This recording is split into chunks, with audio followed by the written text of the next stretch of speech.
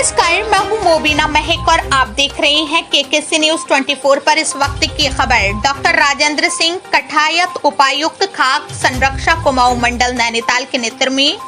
उधम सिंह नगर काशीपुर में सघन छापेमारी। उधम सिंह नगर काशीपुर में आगामी त्योहार के दृष्टिगत आम जनमानस को सुरक्षित एवं गुणवत्ता युक्त खाद्य एवं पेय पदार्थ की उपलब्धता सुनिश्चित किए जाने हेतु डॉक्टर आर राजेश कुमार सचिव स्वास्थ्य वायु खाद्य सुरक्षा एवं औषधि प्रशासन उत्तराखंड द्वारा दिए गए निर्देशों के क्रम में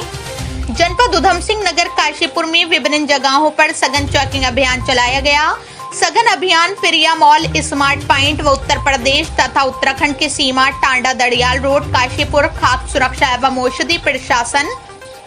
उधम सिंह नगर की टीम द्वारा पुलिस व प्रशासन के सहयोग से लगभग 30 दर्जन से अधिक खाद्य सामग्री ला रहे वाहनों का औकसीमक निरीक्षण किया गया। निरीक्षण के दौरान यूपी, मुरादाबाद, रामपुर, टांडा आदि क्षेत्र से ले जा रहे दुग्ध तथा दुग्ध पदार्थ व अन्य वाहनों को रोककर उनका सघन निरीक्षण किया गया।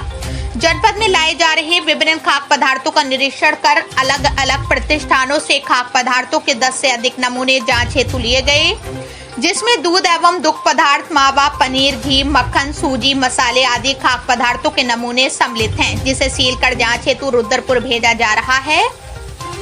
मानकों के अनुरूप सही न पाए जाने पर संबंधित खाद्य कारोबार कर्ताओं के विरुद्ध नियमानुसार कार्रवाई की जाएगी। टीम में डॉक्टर राजेंद्र सिंह कठायत उपायुक्त खाद्य सुरक्षा कुमाऊं मंडल नैनीताल, डॉक्टर प्रकाश फुलारा सहायक आयुक्त उधम सिंह नगर, अपर्णा शाह वरिष्ठ खाद्य सुरक्षा अधिकारी काशीपुर, आशा आर्या खाद्य सुरक्षा अधिकारी रुद्रपुर आदि सम्मिलित रहे। काशीपुर से ब्यूरो चीफ पैट्रिक चरण बाबा की ग्राउंड रिपोर्ट। अवसर पर आपकी विभाग की तरफ से कार्रवाई हुई है काशीपुर में, कितनी कार्रवाई हुई है? आज जो आगामी दीपावली हमारा त्यौहार आ रहा है, इस त्यौहार को देखते हुए माननीय मुख्यमंत्री जी, माननीय स्वास्थ्य मंत्री जी तथा हमारे खाद्य सुरक्षा आयुक्त हैं डॉक्टर आर राजेश कुमार,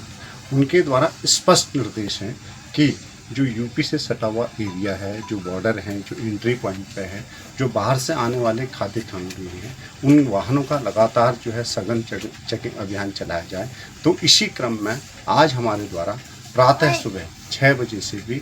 जो यूपी और उत्तराखंड का बॉर्डर है टांडा दड़ियाल रोड, उसमें जो रामपुर जनपद से आने वाले वाहन हैं, विशेषतया दूध और दुग्ध पदार्थ जिनकी खपत दीपावली के त्यौहार में सबसे ज़्यादा होती है, उन वाहनों का आकस्मिक निरीक्षण किया गया। निरीक्षण करने पर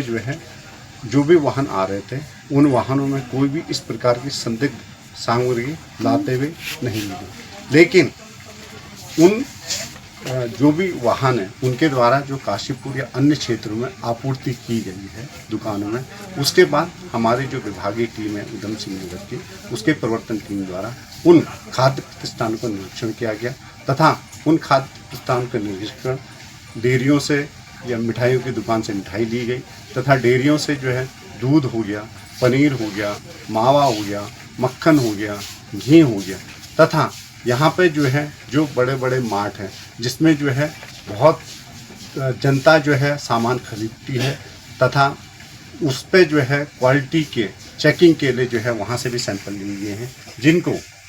परीक्षण के लिए जो हमारी राज्य की लैब है उसमें भेजा जा रहा है। यदि परीक्षण रिपोर्ट में कोई भी सैंपल फेल होता है, असुरक्षित आता है, अधोमानक आता है, तो जो संबंधित खाद्य कारोबार करता है, चाहे वो निर्माता हो, चाहे वो वितरक हो, चाहे वो विक्रेता हो, तो उनके विरुद्ध खाद्य सुरक्षा मानक अधिनियम के अंतर्गत कड़ी से कड़ी कार्रवाई उनको जुर्माना कराया जाएगा तथा यदि कोई खाद्य पदार्थ उसमें सजा देने की कार्रवाई की जाएगी। सर, जैसे कि आपने बताया कि सैंपलिंग होती है, वो पेपर में भी आती है, लेकिन सैंपलिंग के बाद जो रिपोर्ट होती है, क्या जैसे आपने कहा कि अगर गलत पाई जाती है तो उसके बारे में कोई पब्लिक नहीं होती है, उसके खिलाफ क्या कार्रवाई हुई है, कितना जुर्माना पड़ा है, ऐसा क्यों सर? नहीं, ऐसा नहीं है कि जो भी हमारे सैंपल लैब में टेस्ट के लिए जाते हैं, वो जो उसकी सीमा है, उस सीमा के अंदर उनकी टेस्ट होते हैं तथा संबंधित जो हमारे प्राधिकारी हैं उनको वो टेस्टिंग रिपोर्ट भी आती है। वो यदि उस टेस्टिंग रिपोर्ट में कोई भी खाद्य पदार्थ, चाहे वो मिथ्या छाप पाया जाए,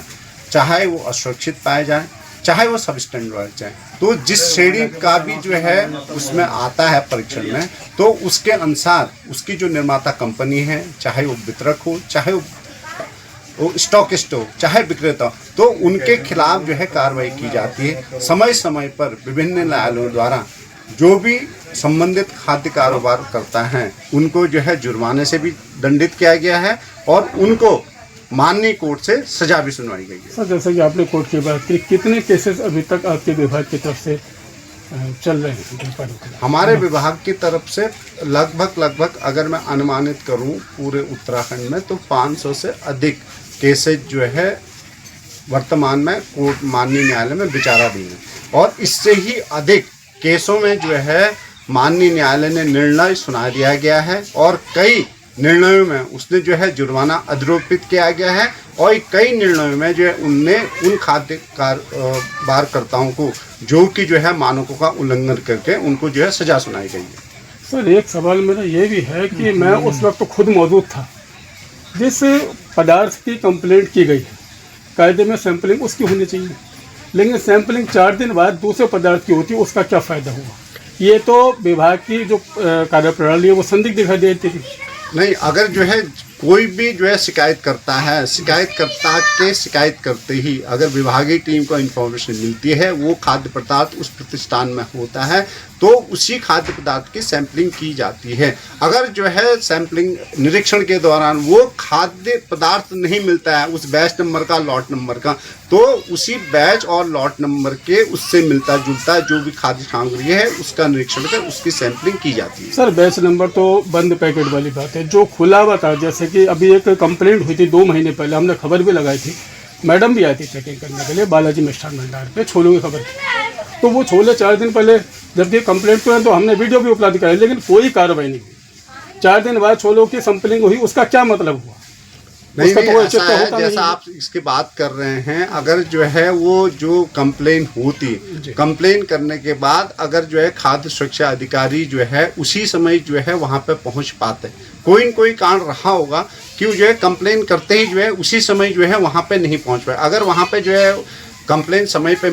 होती, उनके पास वो आ पाते, तो जिस चीज़ का आपने जो है कंप्लेन की है उसी पे ही कार्रवाई की जाएगी। वो तो उसके बाद जो है जब वो मौके पे गए होंगे, वो खाद्य पदार्थ नहीं मिला होगा, तो उसके दुकान में कुछ अन्य कमियां भी उनने अपने निरीक्षण में देखी होंगी, तो उनको ये लगा कि मैं जो है इनको निरीक्षण करके जो भी दूसरा खाद्य पदार्थ वहाँ पे मिला है वो भी संदिग्ध उसकी संभावना उनको रही होगी, तभी जो है उन्होंने उस खाद्य पदार्थ की सैंपलिंग की होगी। अगर जो है वो खाद्य पदार्थ जो है सैंपलिंग की रिपोर्ट में जो है अधोमानक, असुरक्षित या सबस्टेंट पाया जाता है, संबंधित खाद्य कारोबार कर्ता के विरुद्ध जो है कार्रवाई की जाएगी।